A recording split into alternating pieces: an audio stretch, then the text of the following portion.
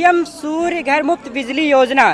तो यहाँ पे देख सकते हैं उसका भी यहाँ पे कैंप लगा हुआ और बाकायदे में पूरी जानकारी अम्बेडकर नगर महोत्सव में अम्बेडकर नगर वासियों को यहाँ पे दी जानी है। तो पहले आपको हम मॉडल दिखाना चाहेंगे कि मॉडल कैसा यहाँ पे है। बाकायदे यहाँ पे मॉडल लगा के पूरी जानकारी यहाँ पे दी जा रही है। तो थोड़ा इधर चलते हैं, दिखाने का प्रयास करेंगे कि मॉडल कैसा है पीएम सूर्य घर मुफ्त बिजली योजना का। तो इधर आप देख सकते हैं रूफ बना हुआ है, यहाँ पे सोलर पैनल भी लगे हुए हैं और थोड़ा इधर जो है 3 किलोवाट सोलर। अभी आगे चल के हम विस्तृत जानकारी जो है लेने का प्रयास करेंगे, क्योंकि दर्शकों में बहुत उत्सुकता है, लोग जानना चाहते हैं और लोग लगवाना चाहते हैं। कहीं ना कहीं बिजली का बिल इतना लोगों का आ रहा है कि लोग बिजली के बिल से परेशान है। तो कहीं ना कहीं योजना बहुत ज़्यादा लाभकारी हो सकती है। पीएम सूर्य घर मुफ्त बिजली योजना कैसी योजना है सर? ये बहुत अच्छी योजना है और सरकार इसमें सब्सिडी भी दे रही है। इससे जो है आपके घरों का बिजली का बिल बहुत कम हो जाएगा। जी सर। और बिजली आपके घर के छत पे बिजली बनेगी और आपके ही छत से जो बिजली बनेगी उसे आप यूज करेंगे, जिससे आपका बिल काफ़ी कम आएगा। इसके अलावा सरकार इसमें सब्सिडी भी दे रही है लगभग 1,08,000 रुपये तक। तो सर जैसा कि किलोवाट के हिसाब से अगर दर्शकों को जो है हम अपने बताना चाहें कि हाँ कैसा रहता है, अगर कुछ फॉर्मेट से आप अच्छी तरीके से समझा पाएँ, क्योंकि जानकारी का बहुत अभाव है लोगों के पास। योजना काफ़ी अच्छी है लेकिन लाभ नहीं उठा पा रहे हैं लोग। जी, अगर 1 किलोवाट की बात करें तो लगभग 60,000 रुपये कास्ट है। 2 किलोवाट की बात करें तो 1,20,000 से 30,000 की कास्ट है और 3 किलोवाट में 1,80,000 से 2 लाख के बीच की कास्ट है। अलग अलग कंपनी है, अलग अलग मटेरियल है, सबका अलग अलग रेट है। तो सर जैसे कि यहाँ पे राज्यों की तरफ से छूट क्या मिलने, सब्सिडी क्या मिलने वाली है इस पे? केंद्र सरकार इसमें 78,000 यानी 78,000 रुपये सब्सिडी देती है और यूपी गवर्नमेंट 30,000 रुपये सब्सिडी देती है। तो सर जैसा कि इसमें अभी बताया जा रहा है कि लाइट रहने पे ही जो है कहीं ना कहीं यह योजना काम करने वाली है। क्या इसमें और क्या चीज़ें हैं जो अभी लोगों को बतानी बाकी है? जी, इसमें पहले था ऑन ग्रिड सिस्टम, जिसमें लाइट रहने पे ही ये बिजली बनाता था, लेकिन अब गवर्नमेंट ने हाइब्रिड पे भी सब्सिडी कर दिया है। हाइब्रिड में बैटरी स्टोरेज साथ में जुड़ जाएगा, लाइट रहे या ना रहे वो इलेक्ट्रिसिटी जनरेट करेगा और आप उसका यूज कर सकते हैं। तो सर हाइब्रिड सिस्टम जैसा कि आपने बताया, तो इसमें क्या वही सेम लागत रहने वाली है या फिर जो है? इसमें लागत लगभग 1 लाख रुपए बढ़ जाएगी। उसमें 4 बैटरी जुड़ जाती है, इन्वर्टर एक्स्ट्रा जुड़ जाता है, लेकिन सब्सिडी आपको सेम मिलेगी। जी सर, सब्सिडी आपको सेम मिलेगी। मतलब लोग जो है दिन में जो सोलर पैनल लाइट बना रहा है वो तो दिन में यूज करें ही, रात में भी यूज कर सकते हैं हाइब्रिड सिस्टम के द्वारा? हाइब्रिड से जी। तो सर इसमें स्टोरेज जैसे यूनिट स्टोर हुई तो उसका क्या यहाँ पे काम रहता है? जो यूनिट स्टोर हुआ वो बैटरी में स्टोर होता है। अच्छा। फिर बैटरी के माध्यम से हम लोग अपने घर में उसको यूज कर सकते हैं। मतलब पूरी लाइट जो सोलर पैनल बनाया खुद यूज कर सकते हैं बस, और कहीं कुछ लेने देने की बात उसमें नहीं रहती है हाइब्रिड सिस्टम में। तो सर लगवाने का प्रोसीजर क्या रहेगा? जी, इसको बहुत इजी तरीका है इसका। आप जो है बिजली के बिल से रजिस्ट्रेशन कर सकते हैं। रजिस्ट्रेशन करने के बाद उसमें वेंडर चुनने का ऑप्शन आता है, वेंडर सेलेक्ट कर सकते हैं। जैसे हम लोग श्री राम इंटरप्राइजेज से हैं और उसमें तमाम लिस्ट में कई वेंडर आते हैं जिसका आप नाम सेलेक्ट करेंगे, फिर उसके माध्यम से वो लग सकता है। अगर कोई किसी को दिक्कत होती है तो हम लोग अम्बेडकर नगर अयोध्या में पूरी तरीके से काम कर रहे हैं। श्री राम इंटरप्राइजेज फर्म का नाम है, आप आसानी से खोज सकते हैं हम लोगों को। तो रजिस्ट्रेशन कहीं ना कहीं बिजली के बिल से जो होने वाला है, तो कैमरा पर्सन से कहेंगे भैया क्लोज होके दिखा दीजिए। असुविधा कुछ होती है तो जानकारी यहाँ से जो है आप पूरी ले सकते हैं। थोड़ा और क्लोज आके भैया दिखाइएगा। यहाँ पे पैम्पलेट है और सुविधाएं लोगों को जानकारी जो है पूरी मिलने वाली है। जैसे कि सर ने बहुत अच्छी तरीके से एक्सप्लेन किया कि लोग कैसे जो है रजिस्ट्रेशन ऑफ ग्रिड और हाइब्रिड जैसा कि चीज़ें बताई गई हैं इसमें। जी सर, क्या आप बताना चाहेंगे पीएम सूर्य घर मुफ्त बिजली योजना के बारे में? मैं प्रवीण नाथ पांडे, परियोजनाधिकारी यूपी नेडा अयोध्या अम्बेडकर नगर हूँ। पीएम सूर्य घर हमारे प्रधानमंत्री जी का सबसे प्रिय और महत्वाकांक्षी योजना है और 13 फरवरी के इस योजना का संचालन किया गया, जिस 13 पीएम सूर्य घर मुफ्त बिजली योजना नाम रखा गया। इस योजना में जो सबसे पहले जो बिजली बनती है हम अपने लाभार्थी अपने यूज करता है, उसके बाद जो बिजली बनती है बिजली विभाग में चला जाता है और बिजली विभाग को और लाभार्थी को आवश्यकता पड़ती है तो बिजली विभाग से वो बिजली ले सकता है। यह जो बिजली बनती है सबसे पहले 1 किलोवाट से 4 से 5 यूनिट बिजली बनती है। अगर हम 2 किलोवाट का सिस्टम या 3 किलोवाट का सिस्टम लगाते हैं पर महीने तो हमें 3,000 से 4,000 रुपये तक की बचत पर मंथ हो सकती है।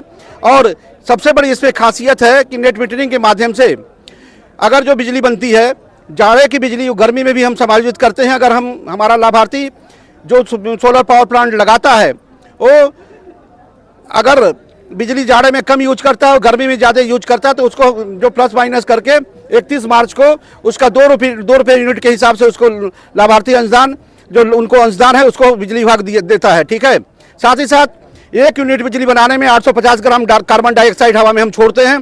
तो यह हमारा स्वहित, राष्ट्रहित और जनहित की योजना है। अगर हम 5 किलोवाट का सिस्टम लगाते हैं तो कम से कम 16 पेड़ हम हर साल लगाने के बारे में लगा सकते हैं। इस तरह की हमारे जो पोर्टल है उस पर ज्ञात होता है।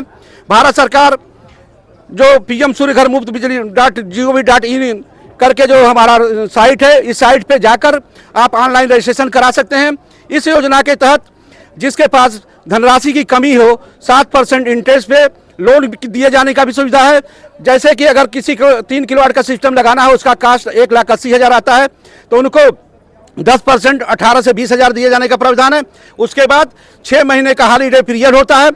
जब सब्सिडी 30 दिन के 40 दिन के अंदर सब्सिडी हमारी जो है 3 किलोवाट पर 78,000 भारत सरकार की। उसके जस्ट बाद यूपी नेडा जो उत्तर प्रदेश सरकार का नोडल एजेंसी है, जिस विभाग का मैं परियोजना अधिकारी हूँ, उस विभाग के द्वारा 30,000 रुपये की सब्सिडी दे दी जाती है। तो जो 1,08,000 की सब्सिडी है वो अगर लाभार्थी चाहे तो बैंक के खाते में दे सकता है और अपनी जो रेस्ट अमाउंट है उसको EMI बढ़ा के जो भी बिजली का बिल आता है उस बिजली के बिल के माध्यम से, जैसे कि किसी का बिजली का बिल 3,000 आता है तो हर महीने की EMI 3,000 करा सकता है। क्या इलेक्ट्रिसिटी जो अभी जो है कनेक्शन है कंपल्सन है वो बिजली उसके बाद ही लगेगी या फिर जो है? नहीं, सबसे पहले जो जितने का किलोवाट का लोड होता है उतने पे ही उसकी बिजली कम पे तो लगा सकते हैं लेकिन ज़्यादा पे नहीं लगा सकते हैं। लेकिन बिजली होना मस्ट है। अच्छा, मतलब कनेक्शन रहना। देखिए ऐसा होता है कि इसको ऐसा कि सोलर को जब DC करंट मिलेगा सिंक्रोनाइज, जब AC करंट में उसको सिंक्रोनाइज होना जरूरी है। जैसे कि 50 हर्ट्ज पे काम करता है तो 50 हर्ट्ज पे दोनों जब आएगा तब जाके मिलेगा, नहीं तो नहीं मिल पाएगा। ये तो बिजली नहीं रहेगी तो हमारा मतलब सिस्टम उस समय काम नहीं करता। मतलब ये हमारा माइनस है। वो काम सिस्टम तब काम करेगा जब हमने हाइब्रिड लगा लिया है। तो हाइब्रिड में एक फ़ायदा ये होता है कि पहले सरकार इसमें सब्सिडी नहीं देती थी, लेकिन बहुत ज़्यादा डिमांड बढ़ने पे सरकार को ये लगा कि नहीं ज़रूरी है, क्योंकि गांव में लाइट थोड़ा ज़्यादा कटता है, इसलिए इसको हाइब्रिड सिस्टम में भी ला दिए हैं। हाइब्रिड में लाने से ये फ़ायदा हुआ है कि आपके यहाँ लाइट नहीं है तब भी आपका काम कर रहा है सिस्टम। लाइट 24 घंटे आप घर में रह रही है। उसका भी नेट मीटरिंग होता है। जो आपकी यूनिट बनती है पहले तो आप यूज कर लेते हैं, उसके बाद बैटरी बैंक में जाता है, उसके बाद जो बचता है वो आपके मीटर में चला जाता है।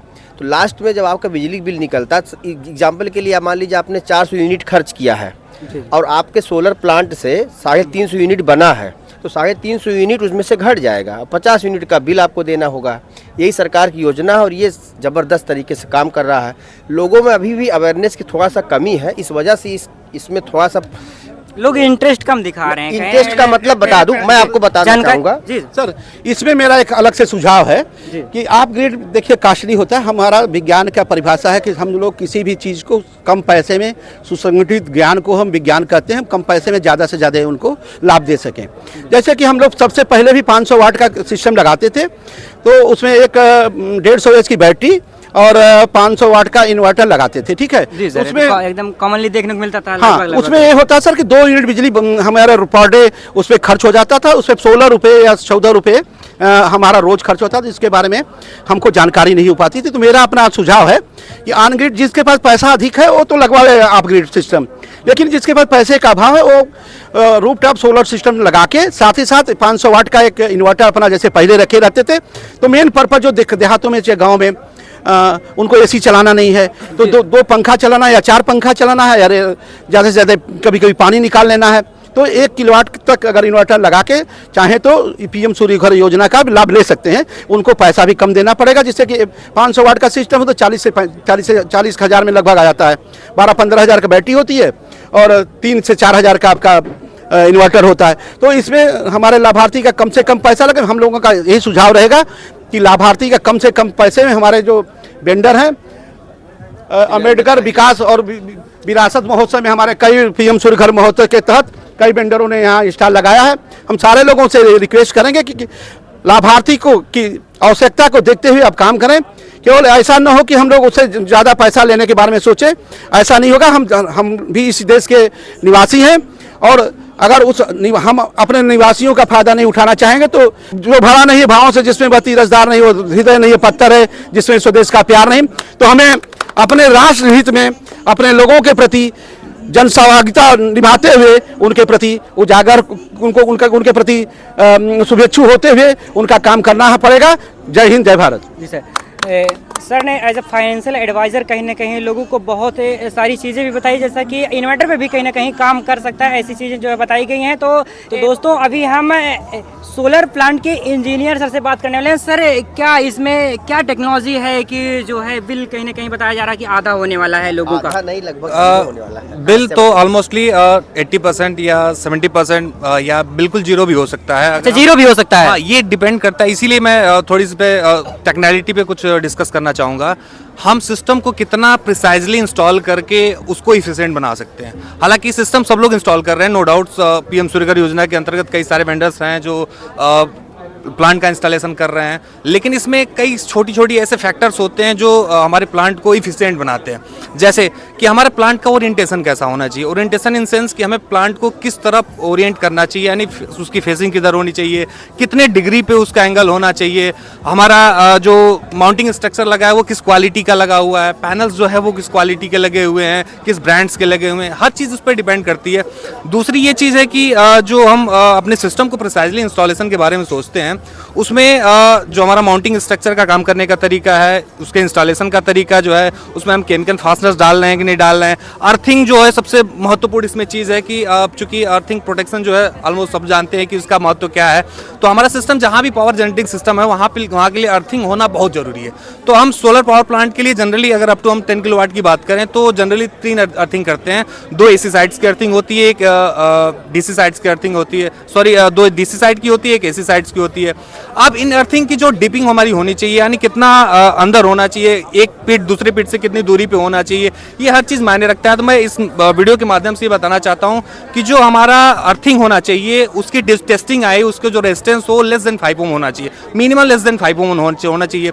2 अर्थिंग पिट के बीच में दूरी हमारे कम से कम 6 फीट की होनी चाहिए, यानी अगर 2 मीटर की अर्थिंग हम डाल रहे हैं तो दोनों पिट के बीच में डिस्टेंस जो होना चाहिए वो 2 मीटर का होना चाहिए, तब हमारा जो सिस्टम होगा वो इफिशिएंट होगा और अर्थिंग प्रॉपर हमें मिलेगी।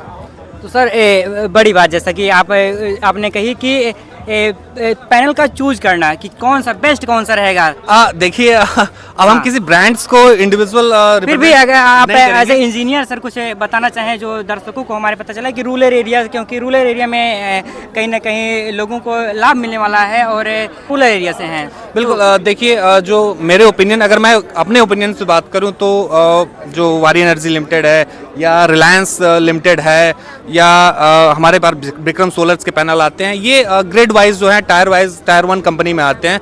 तो मैं अपने तरफ से ये सजेस्ट करूंगा कि कंज्यूमर जो है इन पैनल्स को अप्रोच करे और इसको इंस्टॉलेशन। तो एक और बात है, एक नॉर्मल फैमिली के लिए कितने वाट का जो है सोलर प्लांट लगवाना सही रहेगा? जनरली अगर हम बात करें 5 से 6 मेंबर्स अगर हो फैमिली में, तो अगर हम कॉमन एक फैमिली की बात करें तो जनरल उनका पर्पस होता है कि एक रेफ्रिजरेशन हो, एक एसी हो, और हमारे जो गांव में सर एसी बहुत कम ही मिलते हैं, लगभग रेफ्रिजरेटर और लाइट है और फैन वैन। हाँ, रेफ्रिजरेशन फैंस वगैरह बात करें तो इनका मैक्सिमम लोड मेरे ख्याल से 2 किलोवाट तक अप्रोक्स जाता है। तो एक जनरल फैमिली के लिए 2 किलोवाट इज मोर सफिशिएंट, क्योंकि 2 किलोवाट जो है हमारा पर डे जो जनरेशन करेगा एवरेज, अगर हम एनुअली बात करें तो 8 यूनिट की आती है। और जनरली एक कॉमन घर की हम गाँव साइड या रूरल एरियाज की बात करें तो 8 unit is more sufficient to consumption.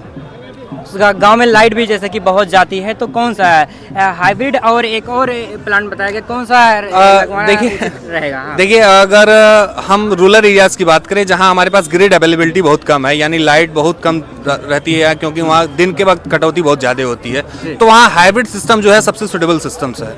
अब हाइब्रिड सिस्टम में की एक लिमिटेशंस भी है सर, इसमें मैं बता देना चाहता हूँ कि हाइब्रिड सिस्टम मिनिमम 3 किलोवाट पे ही इंस्टॉल होता है, क्योंकि 2 किलोवाट सेटअप हाइब्रिड सिस्टम का नहीं आता है। Above 3 kilowatt and above system जो है हाइब्रिड पे अवेलेबल है। 3 किलोवाट हाइब्रिड सिस्टम लगेगा, नोट करने वाली पॉइंट है। ओके। और अगर इस पे नहीं जाते हैं तो हम 2 किलोवाट ऑन ग्रिड करके होम यूपीएस रख सकते हैं, जैसे जनरली घरों में होम यूपीएस होता है ना, एक बैटरी सेटअप के साथ में हम इन्वर्टर कर लेते हैं। तो अगर हमें लाइट जाने के बाद बैकअप चाहिए होता है तो हम होम यूपीएस से ले लेंगे। अच्छा, तो एक जैसा कि मिडिल क्लास और नॉर्मल फैमिली के लिए कहीं ना कहीं सर द्वारा बताया गया 2 किलोवाट है, उसके बाद इन्वर्टर नहीं तो जो है 3 किलोवाट है जो है सफिशियंट रहेगा। तो और सर माउंट करना, पैनल को माउंट करना, जैसा कि तो इंजीनियर फिलहाल बता ही देंगे, लेकिन आप आज फिलहाल अभी हम बड़े इंजीनियर से बात कर रहे हैं, तो सर क्या आप बताना चाहेंगे कैसे पैनल देखिए, जो पैनल की माउंटिंग स्ट्रक्चर की अगर हम बात कर लें तो जो उनका ओरिएंटेशन होना चाहिए बिल्कुल ट्रू साउथ पे होना चाहिए। यानी जो पैनल फेसिंग करेगा वो ट्रू साउथ डायरेक्शन में करेगा, क्योंकि हम नॉर्दर्न रीजन में है और नॉर्दर्न रीजन में सन जो राइज होता है वो इससे राइज होके साउथ होते हुए हमारे वेस्ट पे सेट होता है। तो मैक्सिमम टाइम साउथ में जो रेडिएशन है सन की हमारे पास मैक्सिमम अवेलेबल होती है, यानी विंडो हमें ज़्यादा मिलता है। तो पैनल की फेसिंग साउथ में होना बहुत ही जरूरी है, ट्रू साउथ फेसिंग होना चाहिए। अब उसका जो एंगल मतलब जो टिल्ट एंगल होना चाहिए स्ट्रक्चर का, जैसे हम झुकाव हम जिसकी बात करें तो वो जिस जगह हम प्लांट कर रहे हैं उसके लैटिट्यूड एंगल्स पे निर्भर करता है। अब हर जगह हम सेम एंगल्स पे नहीं करते हैं, लखनऊ में है तो कोई और एंगल होगा, अम्बेडकर नगर में है तो उसका लैटिट्यूड कुछ और होगा, अयोध्या का कुछ और होगा, बनारस का कुछ और होगा। तो हम इस वीडियो के माध्यम से इंस्टॉलर्स को ये राय देना चाहते हैं कि जिस जगह पे भी इंस्टॉलेशन हो मेक श्योर कि वहाँ का जो लैटिट्यूड एंगल है टिल्ट एंगल पैनल्स का यानी माउंटिंग स्ट्रक्चर का वही रखें, ताकि हमें मैक्सिमम टू मैक्सिमम एनर्जी जो है वो मिल पाए थ्रू आउट द ईयर। जी सर, थैंक यू सर। बहुत अच्छी जानकारी जो है सर द्वारा दी गई, लोगों को बहुत इससे जागरूकता मिलेगी और कहीं ना कहीं रजिस्ट्रेशन करवाने का प्रोसीजर जो है पहले सर बता चुके हैं। तो वीडियो के माध्यम से लोगों को बहुत सी ग्रामीण स्तर के लोगों को जो है बहुत सी जानकारी, क्योंकि गांव में बहुत जानकारी का अभाव है।